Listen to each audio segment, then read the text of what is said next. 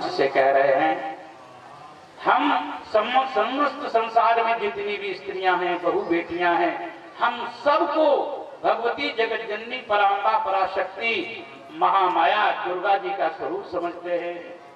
या देवी सर्वभूतेषु स्त्री रूपेण संस्थिता नमस्तस्यै नमस्तस्यै नमस्तस्यै नमो नमः। संसार में जितनी स्त्रियां हैं, बहू बेटियां हैं, सब भगवती जगत जननी परांबा पराशक्ति की ही स्वरूप है। लेकिन हमारे यहाँ ये लिखा हुआ है कि हमारे यहाँ पहले धर्म सम्राट स्वामी कृपात्री जी महाराज की मंच से और आजकल केवल एक ही महापुरुष ऐसे हैं जिनकी मंच से किसी स्त्री को प्रवचन करने की आज्ञा नहीं होती है। वो हैं गोवर्धनपुरी पीठाधीश्वर श्री जगतगुरु शंकराचार्य निश्चलानंद सरस्वती जी महाराज। हमारे ग्रंथों में आया है कि किसी भी स्त्री के मुख से धर्म ब्रह्म की चर्चा नहीं सुननी चाहिए, ये निषेध है। जो किसी भी स्त्री के मुख से धर्म या ब्रह्म की चर्चा सुनता है तो उसको गुरुतल्पगः, ये 5 महापापों में एक पाप है गुरुतल्पगः। जिस गुरु से विद्या पढ़ी उसी गुरु की पत्नी से संभोग करने से जो पाप मिलता है, वही पाप किसी स्त्री के मुख से भगवान की कथा सुनने से प्राप्त होता है।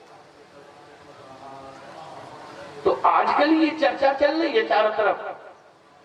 पहले नहीं कोई स्त्री, कोई कन्या, कोई बहू बेटी सुनाती थी कथा, लेकिन अब तो ये परंपरा चल रही है। तो इससे किसी का कल्याण होने वाला नहीं है, इससे और पाप ही लगता है। इन बातों को छुपाना नहीं चाहिए, इन बातों को भरी सभा में कहना चाहिए।